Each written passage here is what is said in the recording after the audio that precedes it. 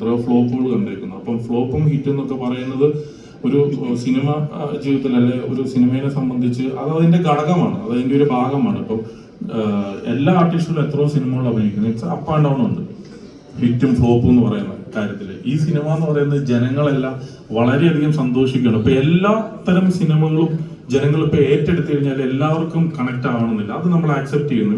ഏത് സിനിമയാണെങ്കിലും 100 കോടി ജനങ്ങളാണ് ഉള്ളതെങ്കിൽ 100 കോടി ജനങ്ങളെ സാറ്റിസ്ഫൈ ചെയ്യാൻ വേണ്ടിയിട്ടുള്ള ഒരു എന്താ പറയുക ഒരു സിനിമ ആർക്കും ഉണ്ടാക്കാൻ പറ്റില്ല. ഒരു ഇലക്ഷൻ നടന്നു കഴിഞ്ഞു കഴിഞ്ഞാലും, അതായത് ഒരു വോട്ടിന് ജയിച്ചാലും 10 വോട്ടിന് ജയിച്ചു കഴിഞ്ഞാലും ജയം ജയം തന്നെയാണ്. അത് ഇലക്ഷന്റെ കേസിലായിക്കോട്ടെ. അപ്പൊ ഞങ്ങളെ സംബന്ധിച്ച് സിനിമ ജയിക്കുക എന്നുള്ളത് മാത്രമാണ്.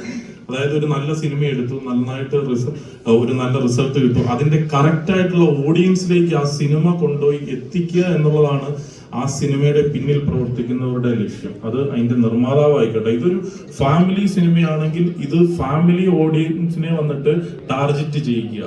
ഇത് നമ്മളൊരു യൂത്ത് പോലെയുള്ള, അല്ലെങ്കിൽ ഇപ്പൊ ഒരു എത്രയോ യൂത്ത് സിനിമകൾ ഇറങ്ങുന്നു, അങ്ങനത്തെ സിനിമകൾ ഇറങ്ങുമ്പോൾ നമ്മൾ അങ്ങനത്തെ ഓഡിയൻസിനെ ടാർഗറ്റ് ചെയ്തായിരിക്കും ആ സിനിമ ഇറങ്ങുന്നത്. പിന്നെ എൻ്റെ അടുത്ത് വന്നിട്ട് പറഞ്ഞ ആരോട് പറയുന്നിട്ട് എന്റെ കഥയാണ്, പക്ഷെ എനിക്കത് പറയാതിരിക്കാൻ പറ്റൂല. അപ്പോ അതുപോലെ ഷാരിസ് ഇവിടെ നിന്ന് സംസാരിച്ചത്, ഷാരിസ് സിനിമയിലൂടെ നമ്മളെല്ലാവരെയും ഒന്ന് കണ്ണു നനയിപ്പിച്ച ആളാണ്. ഷാരിസിന്റെ വാക്കുകൾ ശരിക്കും മനസ്സറിഞ്ഞിട്ട് വരുന്നതെന്ന് എനിക്കറിയാം, നന്നായിട്ട് അറിയാം. ഷാരിസിനോട് പറയത്തൊന്നുമില്ല ലവ് യു ബ്രദർ, അതേ പറയാൻ പറ്റുള്ളൂ. കാരണം നമുക്ക് പല സമയത്തും നമ്മൾ പരിചയപ്പെടുമ്പോൾ അവരുടെ പെരുമാറ്റം കൊണ്ട്, അവരുടെ വാക്കുകളിൽ നിന്നാണ് ചിലപ്പോൾ ചില മുജ്ജന്മ ബന്ധങ്ങൾ എന്നൊക്കെ പറയുന്ന പോലെ എനിക്കത് ഫീൽ ചെയ്തിട്ടുള്ളത്. ഞാൻ വല്ലാത്തൊരവസ്ഥയിൽ നിൽക്കുന്ന സമയത്ത് ഇവിടെ ജനിച്ചതും, കാരണം എനിക്ക് ഏറ്റവും അപകടമുള്ള സമയത്ത് എന്നെ മലയാള സിനിമയിൽ വീണ്ടും പിടിച്ചു നിർത്തിയത് അരുൺ ഗോപി സംവിധാനം ചെയ്ത രാമലീലയാണ്. ആ സിനിമയ്ക്ക് എൻ്റെ കരിയറിലെ ഏറ്റവും വലിയ ഹിറ്റുകളിലൊന്നാണ് രാമലീല. ഏറ്റവും പ്രതിസന്ധിയിൽ നിൽക്കുന്ന സമയത്ത്, ഇനി മലയാള സിനിമയിൽ ദിലീപ് ഇല്ല എന്ന് പറയുന്ന സമയത്ത് ഇവിടുത്തെ ലക്ഷക്കണക്കിന് ജനങ്ങൾ തിയേറ്ററിലേക്ക് ഓടി വന്ന് ആ നടനെ ഇവിടുന്ന് അങ്ങനെ കളയാൻ പാടില്ല എന്നുള്ള രീതിയിൽ പിടിച്ചു നിർത്തിയൊരു സിനിമയാണത്. അതുപോലെ തന്നെ ഈ 150ാമത്തെ സിനിമ ഇവിടെ പറയണ്ടായി, എൻ്റെ 100ാമത്തെ സിനിമ കാര്യസ്ഥനായിരുന്നു. ആ സിനിമയിലും എൻ്റെ അച്ഛനായിട്ട് അഭിനയിച്ച സിദ്ദിഖാണ്. എൻ്റെ 150ാമത്തെ സിനിമയിലും എങ്ങനെയൊക്കെയോ കറങ്ങി തിരിഞ്ഞ് സിദ്ദിഖ് തന്നെയായിട്ട് എൻ്റെ അച്ഛനായിട്ട് അഭിനയിക്കുന്നത്. ഞാനിടയ്ക്ക് പല സിനിമകളും ഞങ്ങളങ്ങനെ അച്ഛൻ മകൻ, ഇപ്പോൾ നിങ്ങൾക്ക് എല്ലാവർക്കും ഇഷ്ടപ്പെട്ട സിനിമകളിലൊന്നാണ് മൊത്തം കയ്യിൽ നിന്ന് പോയി ഒരു രീതി നടക്കുന്ന ബാലം വക്കീലിലെ എൻ്റെ അച്ഛൻ.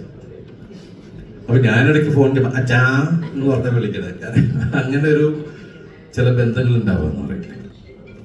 അതുപോലെ ലിസ്റ്റിന്റെ കൂടെ ഞങ്ങൾ അവിടെ ഇവിടെ വെച്ച് കണ്ടുള്ള സൗഹൃദങ്ങൾ മാത്രമേ ഉള്ളൂ. ലിസ്റ്റിന്റെ ഒരു കഥ, ലിസ്റ്റിന്റെ ഒറ്റ ആഗ്രഹമാണ്, ചേട്ടാ ഈ പടം അടിക്കണം, ഈ പടം നമുക്ക് ആവശ്യമാണ് എന്ന് പറയുന്ന.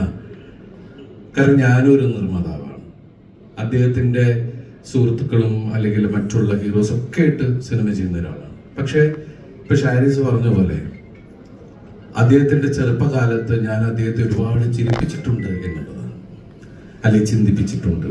എൻ്റെ സിനിമകൾ ഒരുപാട് ഇഷ്ടമായിരുന്നു ഇഷ്ടമാണ് എന്ന് സംസാരിച്ചുകൊണ്ടിരിക്കുന്ന ലിസ്റ്റിന് ഈ സിനിമ മറ്റെന്തിനേക്കാളും വലുതായിട്ടാണ് എനിക്ക് പ്രവൃത്തിയിൽ തന്നെ തോന്നിയിട്ടുള്ളത്.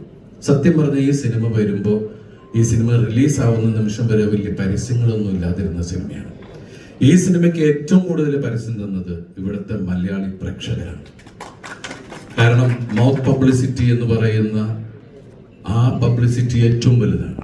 പ്രത്യേകിച്ച് ഇന്നത്തെ അവസ്ഥയിൽ നമുക്ക് ഒരാൾ ഒരു കാര്യം പറഞ്ഞാൽ അത്രയും വേഗത്തിലാണത് ലോകത്തിന്റെ മുമ്പിലേക്ക് എത്തുന്നത്.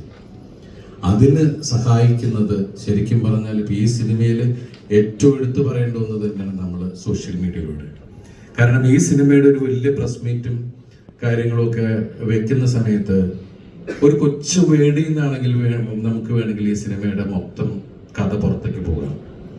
അപ്പൊ അതുകൊണ്ട് തന്നെയായിരിക്കും ഇതിന്റെ എല്ലാവരും ചർച്ച ചെയ്ത് തീരുമാനിച്ചു, നമുക്ക് ഈ സിനിമ കഴിഞ്ഞിട്ട് മീഡിയയുമായി നമുക്ക് തുറന്ന് സംസാരിക്കാം. കാരണം എന്ന് വെച്ചിട്ടുണ്ടെങ്കിൽ ഇപ്പം ഈ സിനിമ എനിക്ക് തോന്നുന്നു നിങ്ങൾ ഒട്ടുമിക്ക ആൾക്കാരും കണ്ടിട്ടുണ്ടാവും. അപ്പം എന്തുകൊണ്ടാണ് ഇന്നത്തെ നമ്മുടെ ലൈഫിൽ സോഷ്യൽ മീഡിയയുടെ പ്രസക്തി എന്താണെന്ന് നമുക്ക് എല്ലാവർക്കും അറിയാം. ഇപ്പം ഇവിടെ നിൽക്കുന്നത് നമുക്ക് പ്രൈവസി ഏറ്റവും കൂടുതൽ ആഗ്രഹിക്കുന്ന ഒരാൾക്ക് ഒരു പ്രൈവസിയും ഇല്ലാത്ത ലോകത്താണ് നമ്മൾ ജീവിക്കുന്നത്. കാരണം നമുക്ക് പറയാനുള്ളത്, ഇപ്പം നിങ്ങളെല്ലാവരും ഇവിടെ ക്ഷണിച്ചത് നന്ദി പറയാൻ നിങ്ങളോടും, നിങ്ങളിത് എത്തിക്കുന്ന ആൾക്കാരോടും, അത് കാണുന്നവരോടും കണ്ടുകൊണ്ട് നിൽക്കുന്നവരോടും നന്ദി പറയാനാണ് ഇങ്ങനെ ഒരു വേദി ശരിക്കും പറഞ്ഞ് ഞങ്ങളെല്ലാവരും കൂടി ഒരുക്കിയിരിക്കുന്നത്. നേരിട്ട് സംസാരിക്കാൻ, ലോകത്തിനോട് സംസാരിക്കാൻ, നിങ്ങളോട് സംസാരിക്കാൻ. അതുപോലെ തന്നെ ഈ സിനിമയുടെ ക്യാമറമാനാണ് രണദേവ. അദ്ദേഹം ഇവിടെ ഇതുവരെ വന്നിട്ടില്ല. അദ്ദേഹത്തിൻ്റെ ഗംഭീര വർക്കുകളൊന്നാണ്. അതുപോലെ ഇതിൻ്റെ സംഗീത സംവിധായകൻ സനൽ, അദ്ദേഹത്തിൻ്റെ ആദ്യത്തെ സിനിമയാണ്. ഇതിൽ എൻ്റെ കൂടെ അഭിനയിച്ച നായിക, ഞാൻ ഈ കഥ കേട്ടപ്പോൾ ഇവരോട് ആദ്യം പറഞ്ഞത് ആ കഥാപാത്രമാണ് ഈ പടത്തിൻ്റെ ഹീറോ. ആ കഥാപാത്രം നന്നായില്ലെങ്കിൽ ഈ സിനിമ നമുക്ക് ഒരിക്കലും വിജയിക്കില്ല. പക്ഷെ അവർ പല കുട്ടികളെ ഇങ്ങനെ നോക്കി അവസാനം അവരെത്തിയത് റാണിയ റാണ എന്ന ഒരു വലിയ കലാകാരിയിലാണ്. റാണിയെക്കുറിച്ച് പറയുകയാണെങ്കിൽ എനിക്കറിയാവുന്നത് കലാമണ്ഡലത്തിലെ പ്രോഡക്റ്റാണ് അവർ. അതുപോലെ ഒരുപാട് കുട്ടികൾക്ക് ക്ലാസ് എടുക്കുകയും അവർക്ക് വിദ്യാഭ്യസിപ്പിക്കുകയൊക്കെ ചെയ്യുന്ന ഒരു വലിയ കലാകാരി. അവരുടെ മനസ്സിൽ മുഴുവൻ സിനിമകളായിരുന്നു. ഒരു ദിവസം അത് വർക്കൗട്ട് ആവുമെന്ന് അറിയില്ല. നമ്മൾ സിനിമയെ ഒരുപാട് സ്നേഹിക്കുമ്പോൾ സിനിമ നമ്മളെ തേടി നമ്മളിലേക്ക് വരും. അങ്ങനെ കൊണ്ടുതന്ന ഒരു വലിയ കലാകാരി. എൻ്റെ കൂടെ ഒരുപാട് നായികന്മാർ മലയാള സിനിമയിൽ ഒരുപാട് ലാംഗ്വേജിൽ അഭിനയിച്ചിട്ടുള്ള നായികമാർ എൻ്റെ കൂടെ അഭിനയിച്ചിട്ടുണ്ട്. ആദ്യകാല സിനിമകളിൽ എൻ്റെ കൂടെ വന്നിട്ടുണ്ട്. അതുപോലെ നമുക്ക് മലയാള സിനിമയ്ക്ക് കിട്ടിയ ഒരു വലിയ കലാകാരിയാണ് റാണിയ റാണ. അതുപോലെ തന്നെ മീനാക്ഷി മാധവി, അവരുടെ രണ്ടാമത്തെ സിനിമയാണ്. എൻ്റെ രണ്ട് നായികമാരാണ്. ഒരു ഏരിയയിൽ ശരിക്കും പറഞ്ഞാൽ ഫസ്റ്റ് ഹാഫിൻ്റെ ഒരു ഏരിയ തന്നെ അന്ന എന്ന് പറയുന്ന കഥാപാത്രമാണ് മുന്നോട്ട് കൊണ്ടിട്ടുള്ളത്. ഞാൻ അതിനു മുമ്പ് മീനാക്ഷിയുടെ സിനിമ കണ്ടിട്ടുള്ളത് മധുരം മനോഹരം. ആ സിനിമയിലാണ് അത് റിയലിസ്റ്റിക് ആയിട്ട് അഭിനയിക്കുന്നു. സത്യം പറഞ്ഞാൽ ഇപ്പോൾ ഉള്ള ആൾക്കാർ അത്രയും ഗംഭീരമായിട്ട് അഭിനയിക്കുന്നത്. നിങ്ങൾ എൻ്റെ കൂടെ അഭിനയിച്ചപ്പോൾ ഞാനും അഭിനയം പഠിച്ചു. നിങ്ങൾ അല്ലെ ആ ഒരു ഗിവ് ആൻഡ് ടേക്ക് ഭയങ്കരമായിട്ട് എല്ലാവരിലും ഒന്നും ഉണ്ടായിരുന്നു. അതുപോലെ തന്നെ ജെസ്സി മമ്മീനെ നിങ്ങളാരും മറക്കൂല, അറിയാലോ. അപ്പൊ അങ്ങനെയുള്ള കഥാപാത്രങ്ങൾ. പിന്നെ എനിക്ക് എടുത്തു പറയേണ്ട ആള് ഇപ്പോൾ പ്രിൻസ് ആൻഡ് ഫാമിലിയിലെ എൻ്റെ അനിയന്മാർ രണ്ടുപേരുണ്ട്. ഒന്ന് ധ്യാനം, ഒന്ന് ജോസൂട്ടി. ഞാൻ ആ സിനിമ കഴിഞ്ഞിട്ട് അദ്ദേഹത്തെ അവരാണ് വീട്ടിൽ വെച്ച് കണ്ടു. പിന്നെ ഞാൻ എപ്പോഴാണ് കാണുന്നത്. വളരെ തിരക്കുള്ള ആ കലാകാരനെ നമുക്ക് ഇന്നത്തെ മുത്താണ് നമ്മുടെ. ഞാൻ ഈ സിനിമയുടെ ഒരു ഇന്റർവ്യൂവിലും അവനെ കൊണ്ടുവന്ന് വെച്ചിട്ടില്ല. ഇന്ന് മുതൽ നമുക്ക് ഇവനുണ്ട്. കാരണം പ്രിൻസ് ഓഫ് ഇന്റർവ്യൂസ് ആണ്, അല്ലേ? ഇരിക്കട്ടെ. എല്ലാവർക്കും പ്രിൻസിന്റെ ധ്യാനിന്റെ ഇന്റർവ്യൂവിനെ ഒരുപാട് ഇഷ്ടമാണെന്ന് അറിയാം. എന്തായാലും വലിയ സന്തോഷമുണ്ട്. ഈ സിനിമയെ വലിയ വിജയത്തിലെത്തിക്കാൻ വേണ്ടി ഞങ്ങൾ എല്ലാവരും തരുന്ന ഈ സ്നേഹത്തിന് ഒരുപാട് നന്ദി പറയുന്നു. എനിക്കൊരു അപേക്ഷ ഉള്ളത്, എങ്ങനെ വേണമെങ്കിലും എടുക്കാം. കാര്യമില്ല, നിങ്ങളൊക്കെ ഇപ്പൊ ഒന്ന് എഴുന്നേറ്റ് നിൽക്കുന്ന സമയത്ത് എനിക്ക് എൻ്റെ കൂടെ നോക്കി. വലിയ സന്തോഷം. നിങ്ങളുടെ എല്ലാവരുടെയും അനുഗ്രഹങ്ങളും സഹായങ്ങളും പ്രാർത്ഥനകളും പ്രതീക്ഷിച്ചുകൊണ്ട് നന്ദി, ഒരുപാട് നന്ദി. Thank you. ക്ഷമിക്കണം. നിങ്ങൾക്ക് എല്ലാവർക്കും അറിയാമല്ലോ, ഏറ്റവും കൂടുതൽ 2000 ഏറ്റവും കൂടുതൽ ആൾക്കാരെ കയ്യിലെടുത്തൊരു സിനിമയുടെ സംവിധായകൻ. അദ്ദേഹത്തിൻ്റെ ആദ്യത്തെ സിനിമ നിർമ്മിക്കാനുള്ള ഒരു അവസരം എനിക്ക് കിട്ടി. ജോണി ആൻ്റണി. ഇതിൽ ഞാനും ജോണിയൊക്കെയുള്ള കോംബോ ഭയങ്കര രസമായിരുന്നു എന്നെല്ലാവരും പറഞ്ഞു. വലിയ സന്തോഷം. അതുപോലെ ഇതിൽ വരാത്ത ഒരാളുണ്ട്, ബിന്ദു പണിക്കർ, ഇവിടെ എത്തിയിട്ടില്ല. ബിന്ദു ആണെങ്കിലും സിദ്ധിക്കുള്ള ഞങ്ങളുടെ കോംബോ അത് ഒരുപാട് തവണയായിട്ടും എല്ലാവർക്കും ബോറടിക്കാതെ അത് ഇഷ്ടപ്പെടുകയും 2 കൈനീട്ടി സ്വീകരിക്കുകയും ചെയ്തു. അതിൽ വലിയ സന്തോഷം. Thank you. എല്ലാവർക്കും നമസ്കാരം. ഞാൻ അസിസ്റ്റന്റ് അസോസിയേറ്റ് ആയിരുന്ന കാലത്ത് ഞാൻ ഡയറക്ടറായി കാണണമെന്ന് ആഗ്രഹിച്ച ഒരുപാട് നടന്മാരുണ്ട്.